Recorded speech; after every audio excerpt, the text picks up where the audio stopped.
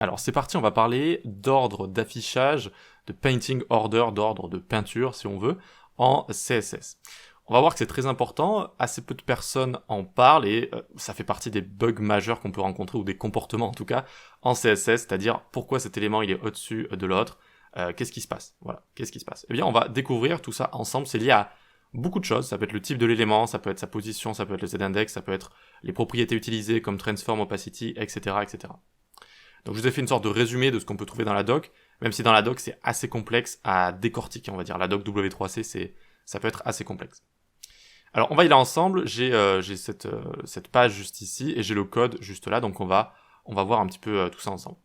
Donc, premier cas, qu'est-ce qui apparaît tout en bas, si on veut? Ce sont les éléments avec une position autre que statique, et un z-index négatif.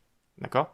Autre que statique et z-index négatif, ça va être sous tout le contenu, sur son parent qui est un contexte d'empilement. Le premier contexte d'empilement, c'est l'initial block, c'est le bloc initial, d'accord? Et donc si je mets un élément dans mon body avec une position qui est positionnée et un z-index négatif, ça va se mettre sur le bloc initial comme ça, et sous tout le reste, voilà. À quoi ça peut bien servir, ce genre de choses? Eh bien par exemple ici, on a une transition de dégradé linéaire. Eh bien ce n'est pas possible avec une transition basique, on ne peut pas transitionner background image linear gradient. Il faut créer plusieurs éléments les uns au-dessus des autres et en faire disparaître un, apparaître un, disparaître un, apparaître un. Et c'est exactement ce qui se passe ici. Alors, pour vous le montrer, on a donc z-index négatif qui est juste là. On a une div ici avec gradient transition, donc juste un paragraphe dessus. D'accord? Et cette div va avoir un pseudo-élément after, qui va avoir z-index -1, donc vraiment il va être sous tout le contenu ici. Et quand on va hover, et quand on va arrêter de hover, ça va toggle tout ça, ça va le faire apparaître et disparaître. Voilà. Donc le but, c'est vraiment qu'il se mette sur son parent, qui est un contexte d'empilement, vu que j'en ai créé un nouveau ici, avec position autre que statique, et z-index autre que auto. Donc ça va bien se déposer dessus, et en même temps, ça va se déposer sous tout le reste du contenu, vu qu'il a z-index -1, comme ça. Voilà. Et ça permet de faire ce genre de choses assez sympa, par exemple. Ensuite, qu'est-ce qu'il y a au-dessus des éléments positionnés avec z-index négatif? Eh bien, les éléments type bloc non positionnés. Voilà, le flow classique, les éléments type bloc. Comme on a juste ici. On voit qu'en fait, ici, j'ai 3 divs, en fait, tout simplement, hein, j'ai 3 divs, voilà, et je les fais remonter avec une margin négative. Et donc, à l'aide de cette margin négative, en fait, les marges négatives font remonter les éléments, c'est pas très courant de l'utiliser, mais pour cet exemple, en fait, ça permet de voir ce qui se passe. On peut voir qu'en fait, les éléments blocs sont bien affichés les uns au-dessus des autres, par rapport aux autres éléments blocs, comme ça. Vous voyez? Ils sont également eux-mêmes affichés les uns au-dessus des autres. Donc on peut voir qu'il y a un système de painting order également ici. Mais il faut savoir que tous les blocs, quoi qu'il arrive, seront toujours affichés au-dessus d'un élément qui est en position autre que statique et z-index -1. D'accord? À chaque fois, ce sont, si vous voulez, des paquets de cartes qui sont indépendants les uns des autres. Ok. Ensuite, qu'est-ce qu'on a? Les éléments flottants non positionnés. Donc les éléments flottants, comme ici par exemple, j'ai mon image qui va flotter à gauche, eh bien elle va être placée au-dessus des éléments type bloc et au-dessus des éléments avec un z-index négatif. Voilà. Donc c'est comme ça.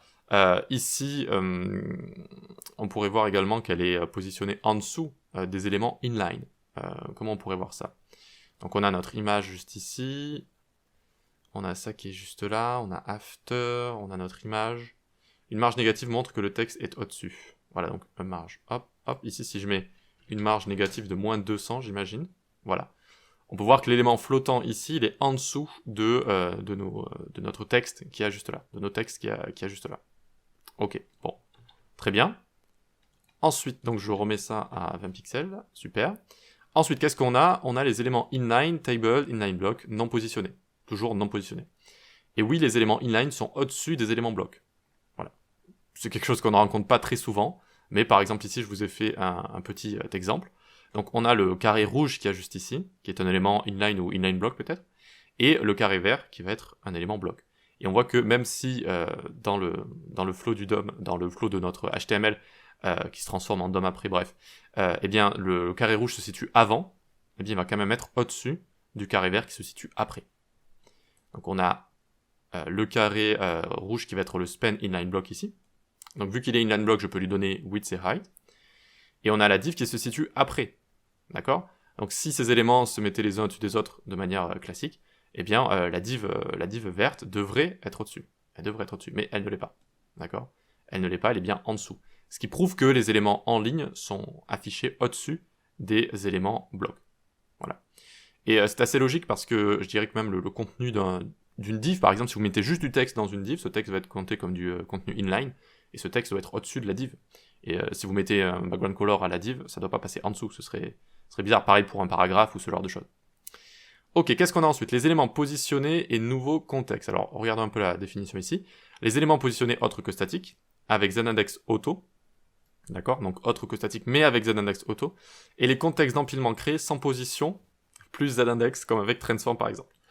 Alors là, ça peut être un peu complexe à comprendre, mais les éléments positionnés, je suis sûr que vous avez déjà utilisé position absolute par exemple, ce genre de choses, eh bien ils vont venir se positionner au-dessus de tous les autres éléments ici.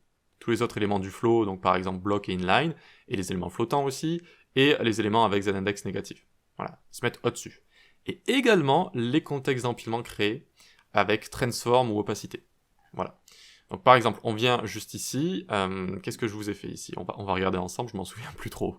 Éléments positionnés et nouveaux contextes. Donc on a une carte, on a plusieurs paragraphes, et on a un absolute item juste là. D'accord.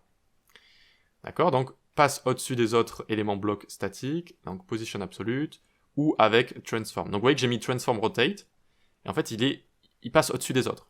Pourquoi? Transform va créer un nouveau contexte d'empilement. Voilà. Il va pas être positionné avec z-index, etc. Ça va juste créer un nouveau contexte d'empilement. Et donc ça va le mettre au-dessus des autres éléments qui ne sont pas des contextes d'empilement. Voilà, donc il y a ça qui passe au-dessus. Et il y a également juste position absolute. Si je faisais position absolute, mais il faudrait que je passe le parent en position relative. Alors, comme ça il est relatif au parent. Et si je fais top 20 pixels, comme ça, on devrait voir qu'il est également au-dessus des autres. Voilà. Donc les éléments positionnés et les contextes d'empilement créés par des propriétés comme transform, etc. Se mettent les uns au-dessus des autres, en fonction de leur ordre d'apparition, pas d'apparissage, d'apparition dans le DOM. Voilà. Ok, pour ça, dernier exemple. Les éléments positionnés qui ont un z-index autre qu'auto et pas de valeur négative, ces éléments sont disposés en fonction de cette valeur. Donc eux, ce sont vraiment ceux qui vont aller au-dessus de tout le monde. Quand un élément est positionné et qu'il a un z-index autre que auto, eh bien, il va passer au-dessus de tous les autres éléments, et parmi les éléments qui sont du même type, du même genre, eh bien, ils vont se positionner par rapport à leur z-index. Voilà. Et donc là, j'ai 3 petits carrés. Ok. Donc ces 3 petits carrés correspondent à ces éléments-là. Je crée des nouveaux contextes d'empilement avec un position absolute et un z-index autre que auto. Et ça va les placer par rapport à ce z-index. Donc j'ai le premier ici qui va avoir z-index 3, donc c'est la valeur la plus grande qui se place en premier. Puis 2, puis 1, donc j'ai bien rouge, vert, bleu comme ça. Voilà. Voilà, tout simplement. Donc je dis tout simplement, mais ce n'est pas simple, hein. Je comprends que cette vidéo soit complexe, surtout si vous débutez, c'est la première fois que vous entendez parler de contexte d'empilement, d'éléments positionnés, etc. C'est très compliqué, mais il faut savoir qu'il y a un ordre de peinture comme ça, et que par exemple les éléments inline sont au-dessus des éléments blocs, les éléments flottants sont au-dessus des éléments blocs et des éléments z-index négatifs, etc., etc.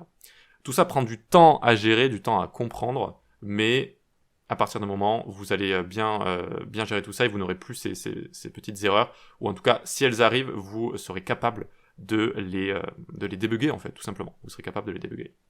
Voilà pour cette vidéo. Rendez-vous sur le Discord, la newsletter et sur les plateformes d'e-learning. On se dit à la prochaine. Ciao.